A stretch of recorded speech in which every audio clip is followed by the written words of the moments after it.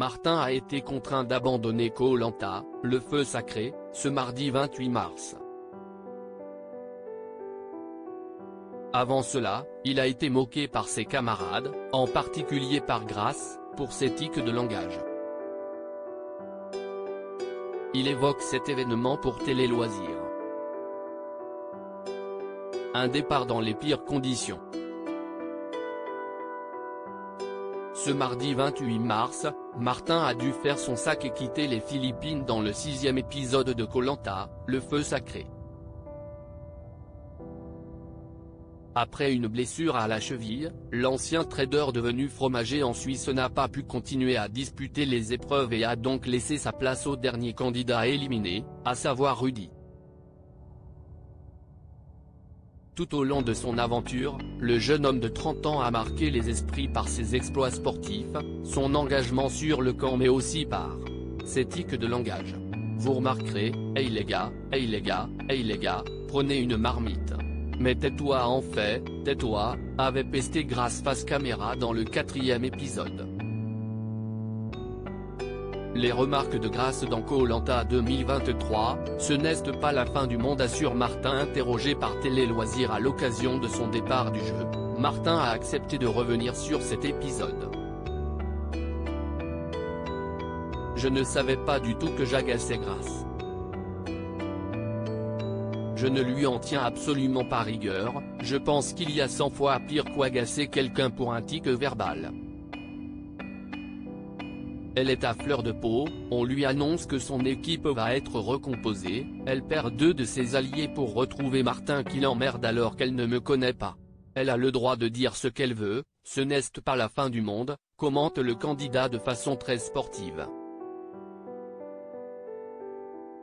Il faut quand même avoir les reins assez solides parce que la diffusion, si est une aventure aussi. Il faut arriver en connaissance de cause, en se disant que pendant la diffusion, on découvre les gens qui parlent de nous. Il faut être suffisamment intelligent pour ne pas leur en tenir rigueur. Dans Koh Lanta, on est tous fatigués, on peut tous agacer quelqu'un, ajoute-t-il. Une remise en question pour Martin après les propos de Grace dans Koh Lanta, le feu sacré mais que s'est-il passé dans l'esprit de Martin lorsqu'il a découvert, comme tous les téléspectateurs en se branchant sur TF1 un mardi soir, qu'il était moqué pour avoir répété « Hey les gars » un bon paquet de fois?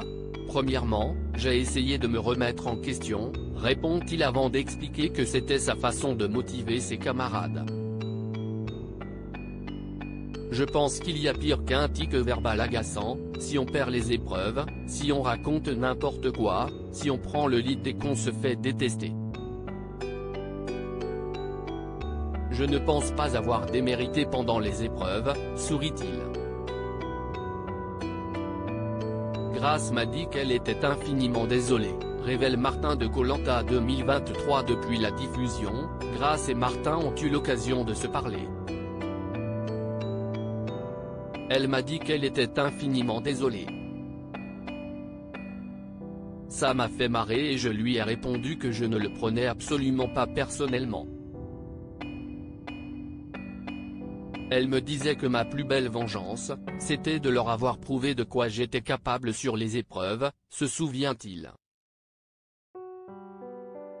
Le candidat rappelle qu'il faut prendre sur soi lors du passage de l'émission sur le petit écran, avec ses conséquences sur les réseaux sociaux ou dans d'autres émissions. Ce n'est pas facile de vivre la diffusion, de lire les critiques sur les réseaux sociaux, de voir sa tête sur des montages dans TPMP où il se moque de vous alors qu'il montre jamais les moments où vous avez été performant, indique-t-il. Mais l'ancien trader l'assure, ne pas prendre les choses à cœur est la meilleure des décisions lorsque l'on participe à Koh Lanta. À lire aussi Abandon de Benjamin, Koh Lanta 2023, ce petit détail qui a beaucoup handicapé l'aventurier.